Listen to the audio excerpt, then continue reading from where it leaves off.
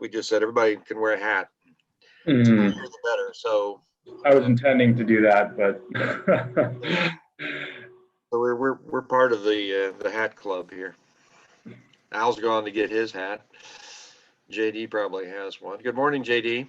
Good morning. How are you? Good. Kian, good to see you that you're on. And there we've got Amber. Hi, Amber. Hi, Amber. Long time no see. Hi, good to see everybody. So you need a silly hat to put on, Amber. Oh, I have one. Hang on, I'll be right back.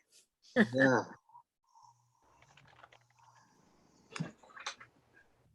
No, there's Brian. hey, Gary. Well, look at that. Definitely appropriate for the times, Amber. What's that? I said appropriate for the times. We all Ready. feel like we have to keep putting out fires. I've got one practically in my backyard here in Calaveras County right now. Yeah, how's that going?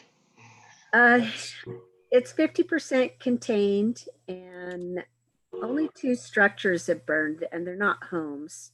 So it's in a pretty uninhabited area of Calaveras County. So pretty hopeful that it's not going to get bigger. It's 1,100, about 1,100 Acres. acres. Yeah. Wow. Just from the direction the fire was moving, it looked like it was moving away from you. So that's good Yeah. news. Yeah, it's not smoky here in San Andreas at all, even though the fire's just about 10 miles away. Yeah, well, they had the one up in Lake Berryessa 2 weeks ago, something like that. Oh, And wow. we just had the Cal Fire tank that was flying low over our house. You know, I don't know where they were picking up water from, but that was pretty scary because you could see the smoke in the air and you could smell it. So, at any rate. Okay, well, welcome everyone. Yeah. Thomas, tell us what we're going to do All here. Hi, right. Sergey. Good to see you again. I'm going to start by sharing my screen here.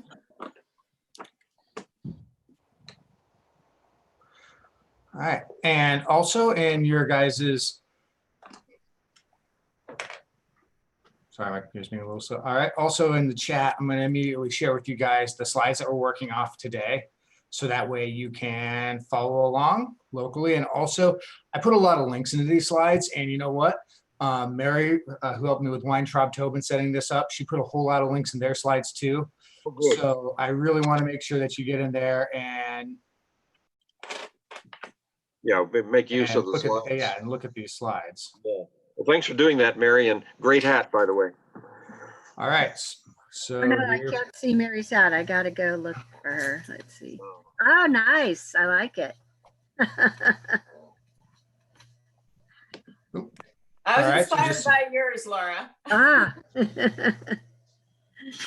All right, so just some Zoom etiquette rules. I always like to point them out, raise your hand, put some messages in the chat, communicate through there. I want to thank our sponsors, Weintraub Tobin, who's our guest today, Blue Tech Valley, Sac State, and SMUD. These are sponsors of our overall program as well as our Clean Tech meetups. So we'd like to thank them for helping us make this pivot to a very digital virtual world. Also, some quick announcements. We got a lot of good to-dos coming up. We got Grid Alternatives tomorrow. We've got Meg Arnold, interim CEO of Valley Vision, which I want to also give a big shout out to Evan Schmidt, the future CEO of Valley Vision. I'm really excited for her. Did you hear about that, Amber? Evan's going to be the new CEO. Yeah. Also, Judy Notley, I think chair to the ombudsman of the ARB. So she's going to be talking about everything that the ARB is doing, from cap and trade to resources that it has. It's a great place to engage with her. Also, Blue Tech Valley is putting on their Valley Ventures Accelerator. Go in there, apply for it. There's limited spots, but it's going to be really resource intensive. Also, Weintraub Tobin has a great COVID-19 resource page, and I'm going to point out some more ways you can connect with them. The Carlson Center has their toolkit series going on, and always connect with Startup Stack because they have a lot of basically good resources in the startup community. Also, if you like what we're doing, we're putting on 2 to 3 of these a week. Help me get up early and do this by buying us a cup of coffee. Just click there, support us. Any little bit helps. If you're wondering how to stay on top of all this, connect with us socially. I want to highlight this one over here, the Empower Network. That's where you can find out about accelerators and other things to support clean tech companies. Also, if you want to get the latest updates on PPP and coronavirus, follow this, click here on this Weintraub link. I'm going to actually share it in the chat so you guys can go sign up for it. Give me 1 second. Their COVID update page.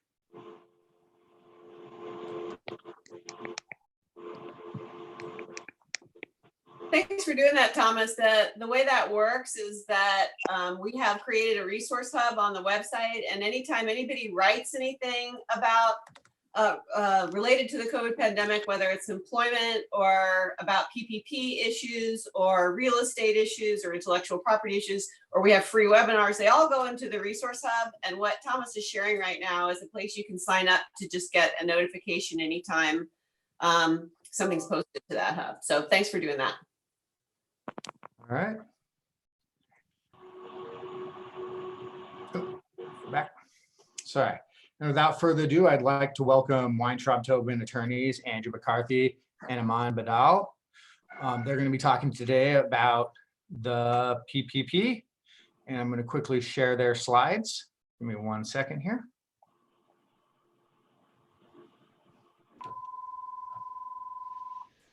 And if you do follow our slides on that, that link will take you to a shared version of their slides. So you can go in and look at all the good links that they have on it.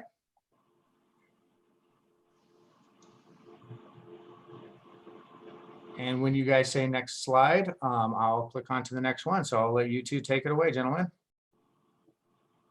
Thanks, Thomas. Good morning, everyone. This morning, we're going to talk about the Paycheck Protection Program and some recent updates made to it as a result of recent legislation. The Paycheck Protection Program was implemented as part of the CARES Act, which was the first large congressional federal legislation in response to COVID-19.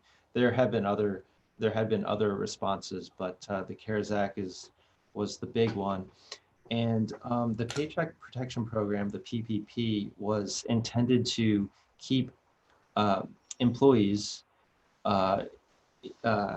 getting paid in spite of the COVID-19 crisis, to keep them on the payroll of their employers rather than having them being furloughed or terminated and maybe drawing unemployment or not getting paid at all. The theory was it's better just to keep everyone in place and get the money out the door from the Treasury to the American economy that way.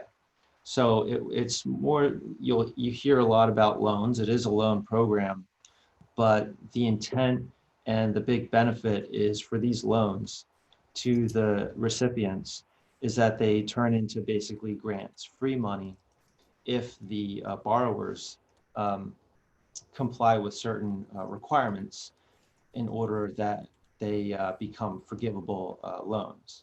If they don't get forgiven, if you don't meet the requirements as a PPP borrower, they become pretty attractive loans. The loan term is 2 years and 1% interest rate. So, Andy, 5 years, remember, the paycheck that was adjusted. It was initially a 2-year term, and we've, the most recent legislation amending the original CARES Act extended it to 5. That's right. And we'll get into more of this most recent legislation. The biggest recent changes to the PPP are that instead of requiring the borrower to spend the loan proceeds over an 8-week period in order to have that all forgiven, now they have 24 weeks to spend it all on qualifying expenses. And only 60% of those loan proceeds need to be spent on payroll costs, as payroll costs are defined under the applicable rules. Previously, it was 75%. And if you didn't spend 75% as a borrower that you got, then anything less than that wouldn't be forgiven. So that's part of this, the most recent Flexibility Act. So flexibility being longer amount of time, and you don't have to spend as much on payroll to get it all forgiven. Aman's gonna dive into some of the more details about things that the borrowers have to do during this so-called covered period, 8 weeks initially under the first set of legislation, now 24 weeks, things that the borrower has to do to achieve maximum loan forgiveness. So I'll hand it over to Aman. We go to the next slide. Thomas, oh yeah, thanks. So the biggest thing, right, like Andy was saying, is the point of this whole deal was to keep people on payroll. So the legislation, the actual law says, look, in order to get the full forgiveness, you got to spend the money in that covered period, right, 8 weeks or 24 weeks. And you got to spend it in the ways that they want you to spend it. So you could theoretically spend the money over that whole 5-year loan program term, but then you wouldn't get forgiveness. So to get forgiveness, you got to spend it in the covered period on payroll, mortgage, interest, rent, utilities, kind of those minimum essential things to keep the business up and running.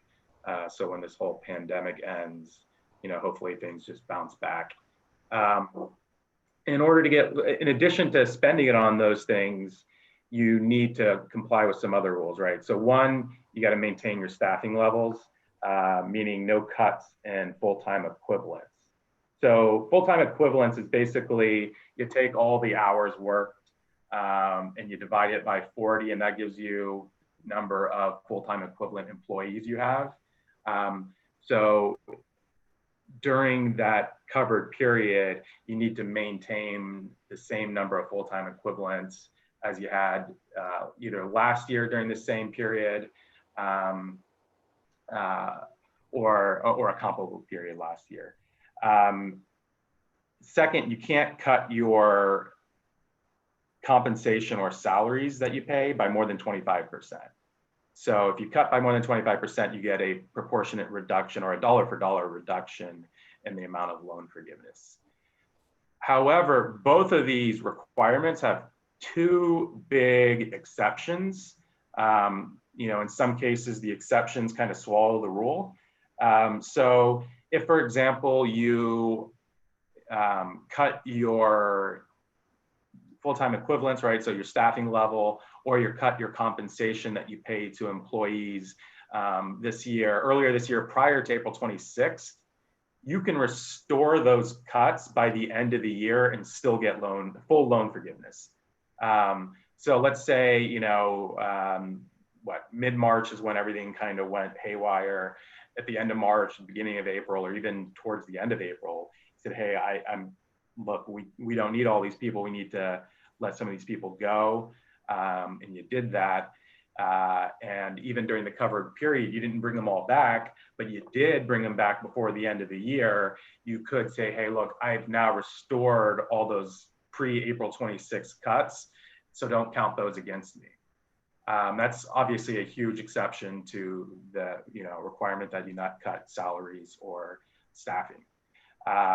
Another huge exception is if you're unable to operate your business at the pre-pandemic levels due to a HHS or CDC guidance. So, this could be helpful to restaurants and other businesses that are required to comply with certain, rules or even guidelines that don't allow them to operate at full capacity. And you can say, hey, look, I am prevented by law from operating at full capacity. So, to the extent that the cuts are due to that limitation, though that also doesn't count against you.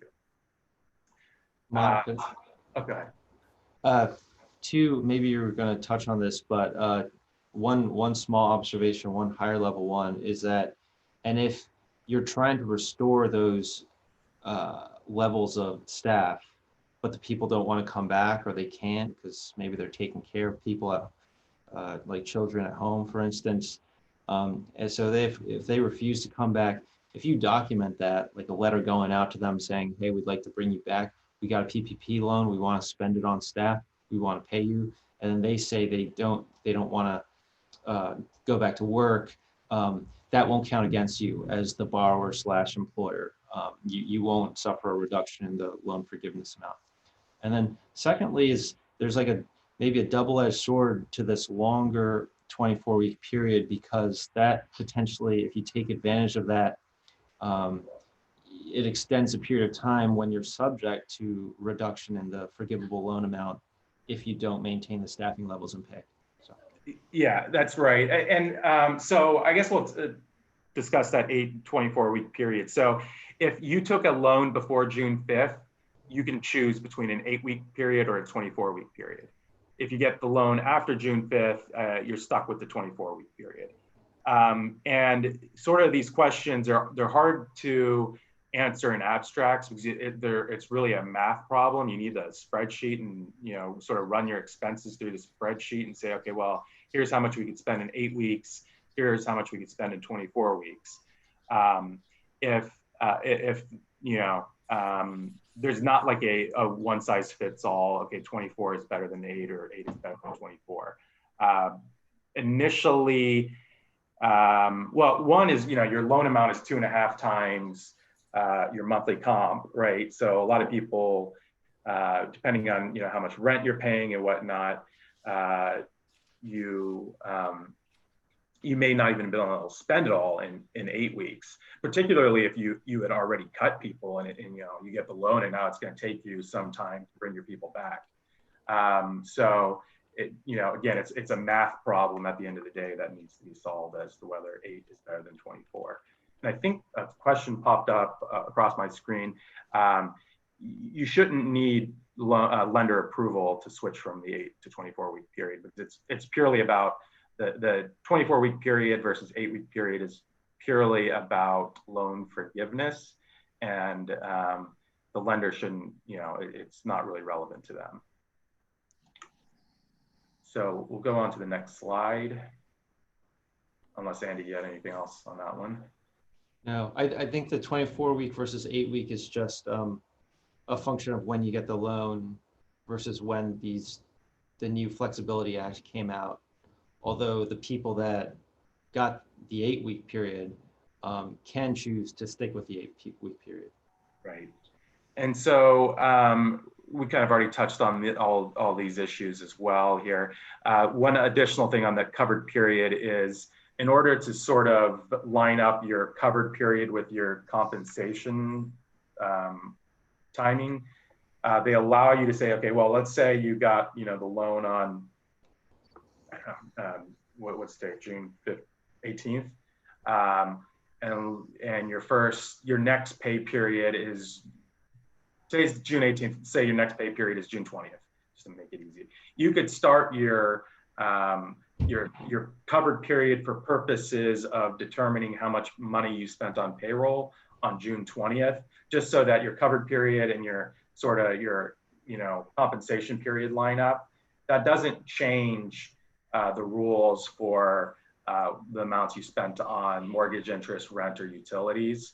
It's just for the payroll costs. You could use a special covered period for payroll costs so that you're not trying to allocate compensation between checks. If you wrote a check on June 27th, you're not trying to say, okay, well, it was 3 days pre-covered period and 11 days post-covered period or anything like that. Just, you can make it easy on yourself and line up your covered period with your payroll periods. I know, Aman, some borrowers / employers were thinking about running like a special payroll so that they have documentation that like perfectly lines up with the covered period.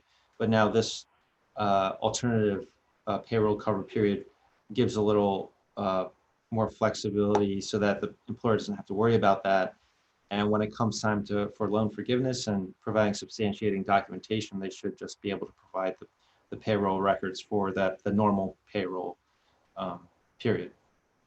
Right. And then we've been talking a lot about payroll, but interest, rent, utilities, those count if they were paid during the period or if they were accrued during the period, the covered period, and paid, on the due date, which may fall just after the covered period, right? So if your covered period ended on, June 30th, and you had utilities for June payable on July 1st and you paid it on July 1st, you could still count that in your covered period expenses.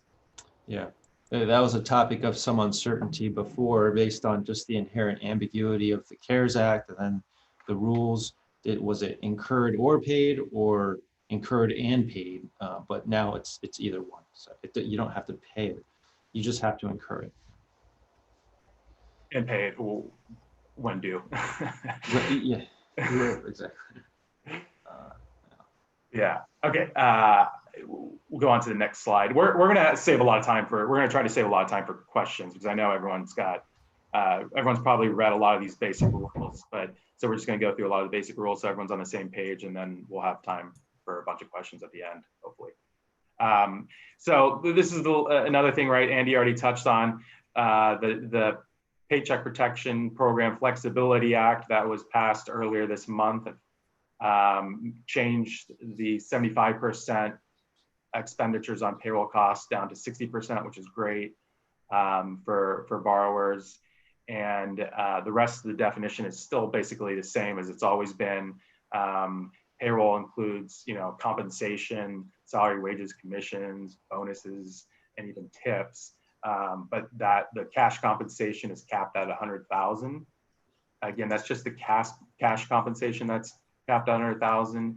You can add on top of that amounts paid by the employer for state and local taxes with respect to the employee, and amounts paid by the employer for healthcare benefits or retirement benefits. So when we say amounts paid by the employer, if you are deducting pre or post-tax from the employee's compensation, that doesn't count, right? You can't double count it. So it's got to be paid, sort of out of the employer's pocket in order to be added to the $100,000 cap.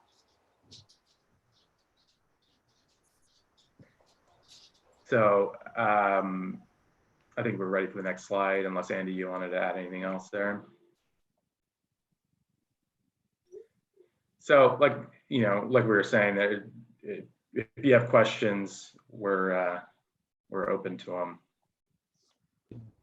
And just before we jump into any questions or open discussion, we just want to reemphasize that. So getting the loan is step one, then you got to spend it in the right way. And then once you're finished spending it, and you have your documentation showing what you spent it on and when, then you apply for forgiveness with the same lender that extended the PPP loan in the first place. And you can do that as soon as you have all that documentation and you've spent all that money.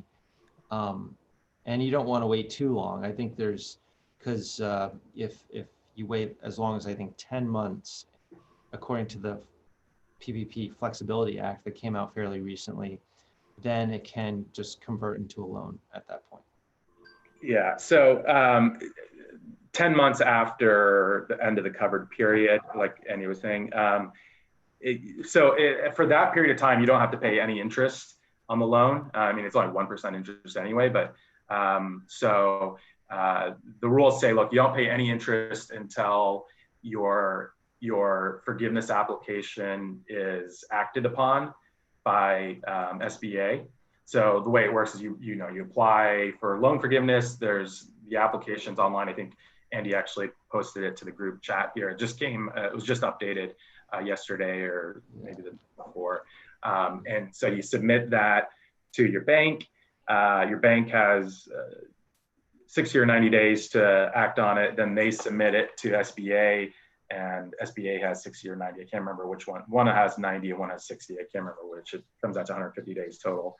And then, once SBA acts on it, they'll either write a check to the bank paying off your loan, or they won't, and then interest starts accruing from then. But then, they added this 10-month after the covered period rule that you have to apply by, essentially, so that, if you don't get forgiveness, you don't just sit on the application and never pay interest. So yeah, I think Andy, unless you had more to add here. No, that's it. I mean, it's just if anyone's interested, I mean, just from a big policy perspective, like it was initially funded that with $349 billion that got spoken for very quickly. Then Congress put another $310 billion into it, and that has not been exhausted yet. So I think as of the end of last month, around a little more than 500 billion had been spoken for. Somebody, next slide, thanks. Here we go. Mm-hmm. All right, so here's some of the resources that Weintraub Tobin offers around PPP and also COVID-19. There's the big one I always suggest people sign up for is the newsletter ones, because we're always looking at our emails. Sometimes we're not looking at our social media. But I had a kind of a quick question, or I don't know if it's a quick question. So this covers basically just the employment cost, the legal costs kind of associated with it. What about costs that an employer faces from that employee operating? For example, if you think like you have to buy employee supplies and things like that, is that something that they would say then is not a direct cost, even though in accounting terms it might be? And it's not part of the forgivable amount? So it depends on what kind of supplies we're talking about, because if they're employees, it's probably not compensation, right? I mean, typically that, those supplies are things that are owned by the employer. And so they wouldn't be, payroll, utilities, rent, or mortgage interest. So I don't think you'd be able to qualify any of those types of things. It's pretty limited, the list of things that are expenses you can spend the money on and still have the loan amount forgiven. So we went over payroll costs, but and there's rent and there's utilities, and even the utilities are spelled out. So that's internet, gas, water. There might be a few other very specific things. And then mortgage, it's mortgage interest. So you can't just take all the money and like prepay a bunch of principal. Mm-hmm. Right. And that's the things, right? I mean, this was really designed more for employees and secondarily for businesses, just to keep them up and running on their bare essentials. I mean, the idea is, right, as long as many businesses survive this as possible, we could have as close to a V-shaped recovery as possible. And it wasn't really, particularly in the first iteration of this, it was really more about the employees than it was about the businesses. The Flexibility Act made it a little more business friendly, but it's still primarily a payroll sort of program, right? I mean, hence the name. Payroll protection, yeah. And there are, I think, additional resources for loans for companies too. Right. So if they are concerned about that, they can check out SBA and SBIR loans around it to support them. Right. So I'm going to throw it to the audience. Anyone want to raise their hand or speak up? Well, let's ask Brian Hoblet, because Brian, we had a conversation with you like 4 weeks ago, maybe more, at the beginning of the PPP program, and it got a rocky start. And I know you've been dealing with it for, associated with the companies that you've invested in. What's your take? Have things gotten better? It seems like a lot of the rules that have been changed that Andrew and Aman talked about here did address some serious problems at the beginning of the program. Yeah, so thanks, Gary. I'll talk out of both sides of my mouth and both applaud the SBA and then also give them some maybe constructive feedback. So first, Andrew, Aman, great topic, great work. Thanks for getting everyone up to speed. So first on the kudos to the SBA, the initial $349 billion that went out, that's 14 times the amount of size that the SBA typically does in 1 year. So kudos for them for getting all that out in 14 days. Also kudos to them for coming out with a second tranche. Where I'd give them some feedback, and what has been frustrating, I think, for both Andrew, Aman, myself, everyone else who's trying to follow this, is that the guidance has been inconsistent from the SBA, from the legislature, from overseers of the program. And so it's been very, very hard to give guidance on this. We are just about, for people who applied at the very beginning of the PPP program, we're just at that 8-week mark. And as Andrew and Aman mentioned, the updated guidance based on some new rulings that came out 2 days ago on the afternoon of the 16th. So it's been very, very hard to track this and to try to understand what's happening and to try to give guidance to our customers. So both kudos to the government. I mean, without this, there would have been many companies that went out of business. But being on the ground level and trying to provide guidance has been frustrating, just because the guidance has been inconsistent. You could look at 4 different documents, and it would give you four different pieces of advice. So hopefully this is good news. I would like to ask a question, if that's okay, Gary. I had heard some rumors that there might be another tranche of PPP help going out to some more impacted, and specifically to impacted industries such as travel and hospitality, transportation, restaurants, coming out in early July. Have you two heard anything about that? I've heard the rumors too, but I haven't seen any legislation, like anything written and there might have been actually something written, but it didn't have legs. I haven't seen anything that had legs. Yeah, I hadn't seen anything that's been written, but I've heard rumors that, because if you look at it, and I mean, this was one of the problems with the original PPP program, is that you had 8 weeks, and not only you guys talked about some of the safe harbors in terms of getting loan forgiveness, but if you did not have actual employee expenses, you weren't going to get anything forgiven. Right. And if you're a restaurant and you're told to have all your employees stay at home, you could get $1 million in a PPP loan and have zero of it forgiven because the government had told you that your employees had to stay home and you had no money to pay your employees. Mm-hmm. All that stuff has been finalized and not finalized, but clarified a bit. So it's a bit better for the companies, but there are some industries out there that have been severely adversely impacted by all this.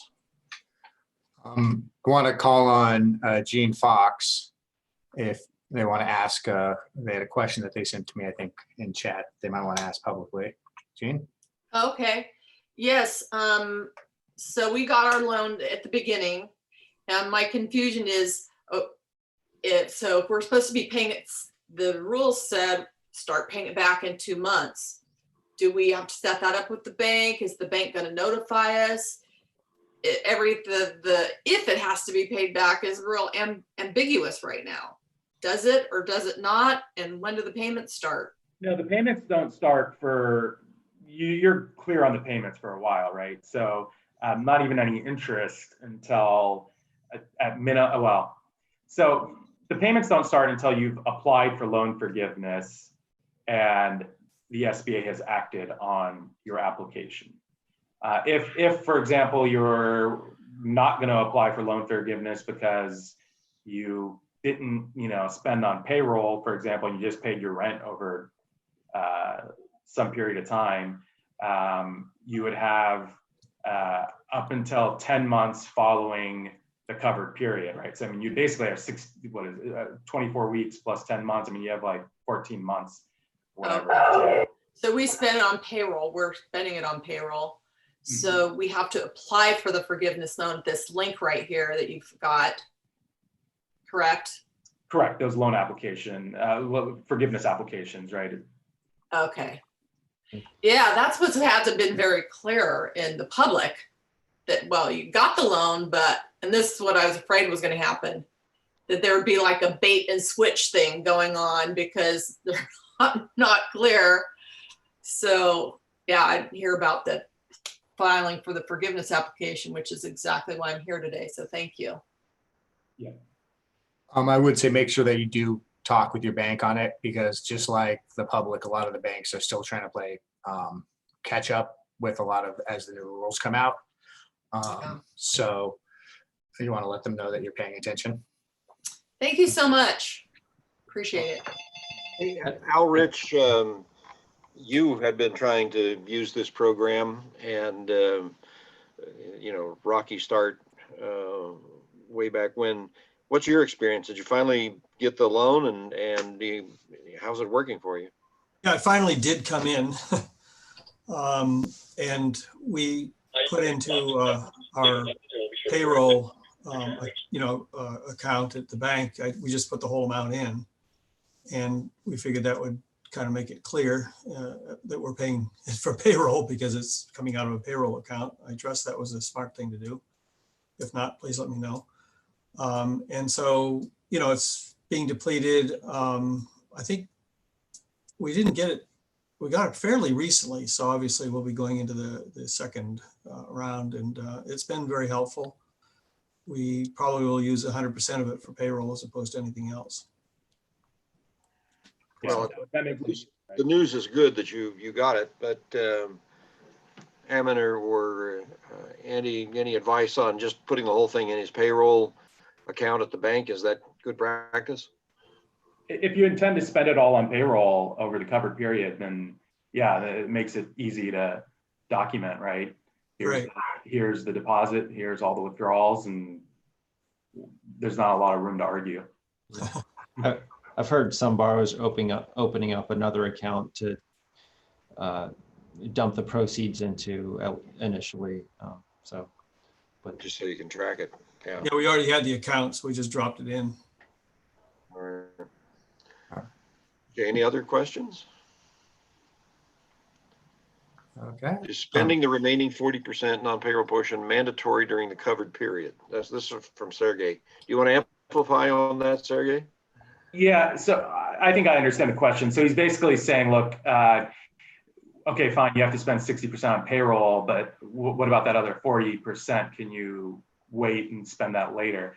Now you have to spend, in order to get loan forgiveness, you only get loan forgiveness for the amount spent during the covered period. Because, right, so remember, it's sort of a two-part intent here with the program, keep employees employed, but also keep money flowing through the economy and during sort of the worst period. So yeah, you have to spend it all. Only what you spend during the covered period is eligible for forgiveness. And then it can be 100% payroll. It can be 100% payroll. Right. Yeah. And then if it's spent after the covered period, it just turns into an amount that you have to pay back under pretty attractive loan terms. All right. I'm gonna, excellent. Just so people are curious, this is probably one of the first to-dos we've had where I've actually had a series of questions or people asking about it online. So I've been sharing this with them, I guess, as we speak. So a lot of people get in contact or connecting with it out there. I also want to point out that Weintraub Tobin does a whole lot more than, you know, a loan forgiveness. They're a full service law firm that supports startup companies, and they have a document that they made that if you're in the slides, you can click on it and it'll take you to kind of an overview of, you know, legal essentials for startup companies. And it highlights some of their attorneys, Andrew, who's here today, John, who's been a regular at a lot of these events, and Justin, who I keep seeing coming around to events too. So they're active in the community, trying to connect with startups and, you know, really here to grow and work with you. I also want to say there's a lot of things going on out there, and CleanStart put out a statement of social equity, but I also want to bring attention to a lot of the stuff that you can do in this area, from the Greater Sacramento Urban League Young Professionals to Diversity Ventures, Tech Funding Equity, and Black Star Fund. They're run by entrepreneur supporters in our area that have helped pretty much entrepreneurs of all types, and they've raised funds to support Black entrepreneurs. And if you're really curious about what's happening in California around clean tech and social equity, I suggest you check out Green Lining Institute. They've been working with Lacey, New Energy Nexus, Cyclotron Road, and more to make sure that the entrepreneurship and tech development helps all communities. And I want to quickly give a thank you for everyone for attending. Make sure that you check out the links on this page. I'm going to share these slides one more time in case anyone is looking for them in the chat. When the chat comes up. Also, we've recorded this, and it's going out over Facebook. So, if you think of somebody that should get this information, you can refer them back to the video we've taken of this and get them the information that way. But this has been so good this morning. It's such a complicated area, and we appreciate everybody making it simple for us to understand, or at least simpler. But I doubt that this is the last time we're going to be talking about the PPP program. This is something that obviously a number of our companies are depending on. But thanks to Aman and Andy and Mary for helping us put this on. And thanks everybody for joining. As Thomas said, we've got a number of things upcoming tomorrow with Grid Alternatives, the next week, the list that he's given you. So keep in touch. And we've got some other resources. The Carlson Center has an event coming up on July 9th that we'll be promoting as well. This is one from Sadal Trabosky. I think Sadal did a video with us, but he's got this new company to help people get grants. And Open Grants. Opengrants.io. Opengrants.io. And so he'll be talking about that July 9th on the webinar put together by the Carlson Center. But Sadal has a unique software and assistance to help people get grants. Very helpful. And a great experience in the clean tech community too. Clean tech startup, so he's one of us, definitely. Anything else, Thomas? That's all that I have here. All right. Well, great morning. Thanks so much for everybody chiming in here. And we hope to see you on a future one, particularly you, Amber. Okay. Thanks very much Goodbye, to the everybody. A-team. All right. Thanks a lot. Thanks, everybody. Take care. Thanks, everyone. Thank you. Goodbye. Very much. Bye.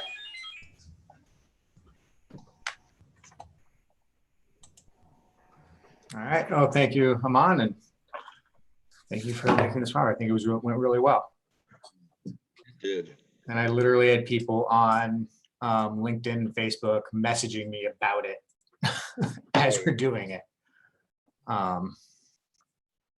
So I know we have people out there in the world watching. All right.